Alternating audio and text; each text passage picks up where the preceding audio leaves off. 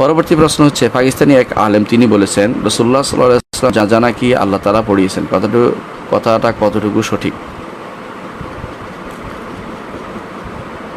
প্রথমেই আস্তাগফিরুল্লাহ পড়ে নেই। সেটা হচ্ছে আল্লাহ তাআলা জানাজা পড়বেন। আপনি একটু চিন্তা করেন মাথায়, জানাজা অর্থ হলো সালাত আদায় করা, কার কাছে বিনয় প্রকাশ করা। আল্লাহ কার কাছে বিনয় প্রকাশ করবেন বলেন তো? কার কাছে তিনি মাথা ঠোকাবেন? কার কাছে তিনি আলহামদুলিল্লাহ রাব্বিল আলামিন বলবেন? তাহলে এই মানুষগুলো যারা বলছে তারা কি বুঝে জানাজার জিনিসটা কি? তারা কি বুঝে আল্লাহুম্মা গফির লাহু ওয়ারহামহু ওয়াআফি ওয়া'ফু আনহু ওয়াকতুম নুজুলা ওয়াসসামুদ খালা ওয়াসসালু ওয়াল মা'i ওয়াসসালজি ওয়াল বারদ, এই যে দোয়াগুলি করতেছে আল্লাহর কাছে, আল্লাহ কার কাছে দোয়া করতেছে? এরা আসলে দিন সম্পর্কে কিছুই বুঝেনি, এরা মিথ্যাচারের উপর আছে সবগুলো। এবং এদের মধ্যে এরকম বহু মিথ্যাচার করে, যারা অনেকেই বলে থাকেন অমুকের জানাজা উনি আবার জীবিত হইয়া নিজেই জানাজা নিজে পড়াইয়েছেন, এরকম বহুত মানুষ বলে থাকে। এগুলি সবই হচ্ছে মিথ্যাচার এবং এগুলি হচ্ছে বিভ্রান্তি, পথভ্রষ্টতা। এগুলি আসলে কোনো ভালো আলেম কোনোদিন বলে না।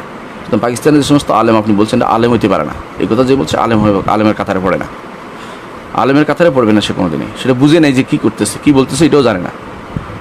রাসূলুল্লাহ সাল্লাল্লাহু আলাইহি ওয়াসাল্লামের জানাজা সাহাবায়ে কেরাম, যেহেতু সেখানে ইমাম বলতে কেউ নেই, এই জন্য ইমামতি জায়গায় পড়ায় নাই। সাহাবায়ে কেরাম একদল যেতেন, গিয়ে তারপর সালাত জানাজা পড়তেন, অর্থাৎ প্রত্যেকেই তার মতো করে জানাজা পড়ে চলে আসতেন, দোয়া করে চলে আসতেন তার জন্য, প্রত্যেকে তার জন্য দোয়া করে চলে আসতেন। এখানে ইমামতি হয় না। রাসূল হাইয়ান ওয়া মাইয়িতান সবার ইমাম, জীবিত মৃত সর্বাবস্থায় তিনি সবার ইমাম।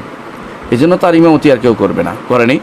তো সেই জন্য তার জানাজা ভিন্নভাবে পড়ানো হয়নি। যারাই গেছেন আফওয়াজান, গোষ্ঠী যুগে যারাই গেছেন তারা যাইয়া কয়েকজন সালাত আদায় করে চলে আসছেন, এইভাবে তার উপর জানাজা পড়া হয়েছে। কিন্তু ইমামতি হিসাবে তার জন্য জানাজা পড়া হয়নি, কারণ এটা রাসূলুল্লাহ সাল্লাল্লাহু আলাইহি ওয়াসাল্লাম তাদেরকে নির্দেশনা দেননি যে আমার মৃত্যুর পর অমুক আমার ইমামতি করবে, জানাজা দিবে, এটা বলা হয়নি। সুতরাং সেই হিসাবে তারা সেটাকে সেভাবে আমল করেছেন যে আমরা সবাই দোয়া করি রাসূলের জন্য এবং সাক্ষ্য দেই তার, তিনি যে আমাদের জন্য দিনকে রেখে গেছেন, আমাদের জন্য দিনকে প্রচার করেছেন, সেটা সাক্ষ্য তারা দিয়েছেন এবং এর মাধ্যমে তার জানাজা সম্পন্ন হয়েছে। এটাকে আল্লাহ পড়িয়েছেন, এই জাতীয় কথা বলাটা নাজায়েজ এবং এটা আসলে না বুঝে কথাবার্তা এবং হারাম কথাবার্তা, এবং এগুলির মাধ্যমে ধীরে ধীরে মানুষ শিরক এবং কুফরের দিকে চলে যায়।